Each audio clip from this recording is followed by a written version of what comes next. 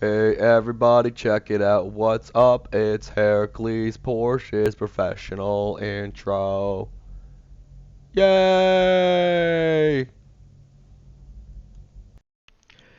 Hey, what's up, everybody? Heracles Porsche here, and we are going to be discussing the ending of Life is Strange after episode 5 Polarized. And as you can see, I'm not going easy on the spoilers. This is basically a video for people who've played through the ending, and if you haven't played through the ending, the video I released just before this was a relatively spoiler-free discussion, trying to brace people for just how brutal that ending is, but this is the spoilerific ending discussion, and I have been browsing forums and taking in comfort food. Actually, it's not that bad, but um, yeah. So I have to just say honestly, somewhat disappointed. Not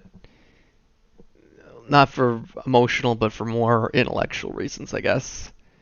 I came off sounding hoity-toity, but anyway, basically what my problem was as I went through this game, I felt like they were trying to set up something a little more complicated than what was in the end. Like, for instance, in episode 1, when I went to tell the principal that I was really concerned about this Nathan guy, and it became clear that he was not interested in really dealing with the situation because, or it seemed like he wasn't going to be dealing with the situation because he didn't want to go against an influential family. So it kind of felt like what the game was trying to tell me was that the best choice was not the obvious one. And I mean in episode 2, I worked really hard to save Kate, and I managed to save her at the end. Um, in episode 3, I made more complicated choices. I went back to making more complicated choices, like I stole money from the school in order to pay off um, the drug dealer that Chloe owed money to. Just um, not making the straightforward choices, I guess. And it seemed to work out because, at the end of near to the end of episode 4, he gives you that drug dealer gives you really valuable information, and um, he turns out to have a good side of his own and stuff. So I thought this game was going to be leading to more complex conclusions about life, or how the right choice isn't always obvious or something like that. And then it just felt simple. It felt like a very simple choice. So we're obviously not far from the footage of the game's ending. So hopefully you're not the type to find that harrowing, to go through all that again. But um, as you're gonna see in a few minutes here, I ended up choosing to save the town instead of Chloe, and it was a difficult choice, but I ended up going with that choice because I thought that if I thought her wish was for me to choose a town, so that made me lean pretty hard that way, and um, that made me feel like not saving the town would be the bad ending, because then not only would everyone in the town be dead, which is awful, but then I might have a friend who resent. Oh, wow. Well, that was distracting. Anyway, no, I might have no. All right, enough Google action. No, seriously though, I thought, well, I might end up with a friend who resents me for letting so many people die. And so what I did immediately after the ending was oh, here's more alternate reality stuff. That's interesting. I found that interesting that they threw that in, but I found it. I just so yeah, I played through my ending. It felt like the right ending, um, but then I immediately went on YouTube to see what the repercussions of what I thought was the bad ending, and it turns out there really aren't any. Well, I mean, the whole town dies, but they don't. The way they present it, they don't really make you feel the what I consider the bad ending.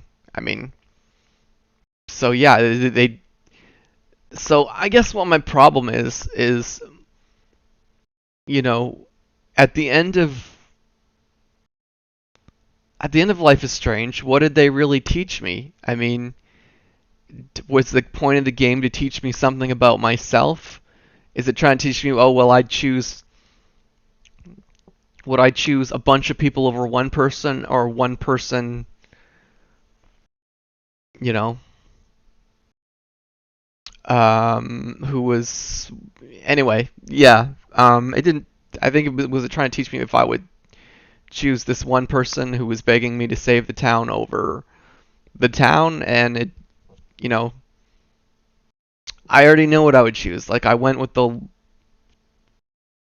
you know, I didn't surprise myself by choosing the Vulcan option and choosing the needs of the many over the needs of the few over the one. Um, and like I said, it would have been more complicated for me if Chloe had been begging me to live, because I actually really did sympathize with this character. Um, I felt like, Chloe had been this person who had been left behind her whole life by a lot of different things, and that was always the side of Chloe I really empathized with. And yeah, when you empathize with something that strongly, it can make you do really irrational things. But she was she was begging for the town. She wasn't begging for herself, and um, yeah. So I don't know. Here she is.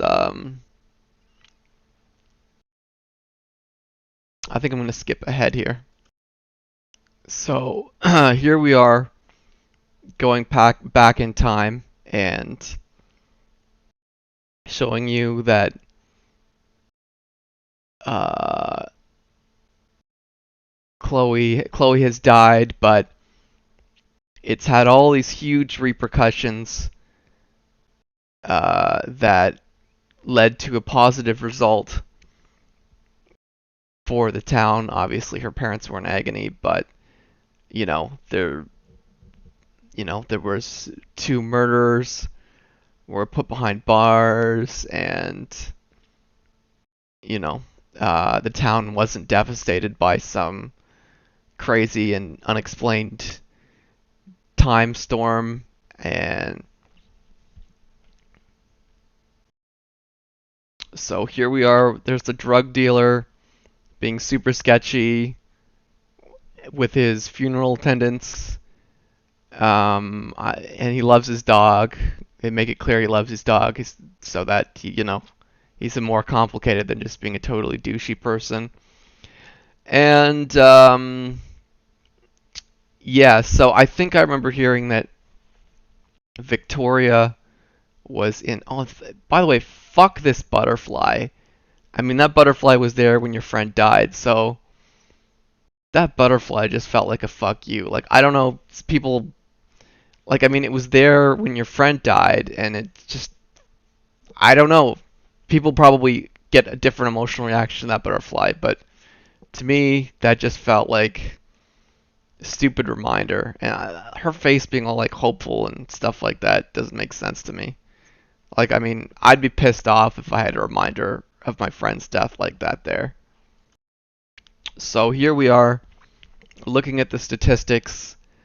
So as I said, I was in slightly the minority of people who chose to sacrifice my friend for the town. So anyway, I don't judge people who chose the other way. This is just a game after all, and I'm kind of curious if some of the statistics were influenced by people going back, because I didn't actually think of that, but I watched one video and somebody went back and um, oh, and look at all these choices here. I missed saving like two people in that storm. I just never noticed them, or I just didn't see them. And that was one thing. As I went through the game, there were little things I missed and the game would tell me at the end I missed it, and I just usually they were pretty minor things, like I didn't sign the petition to whatever stop the school from having cameras or something.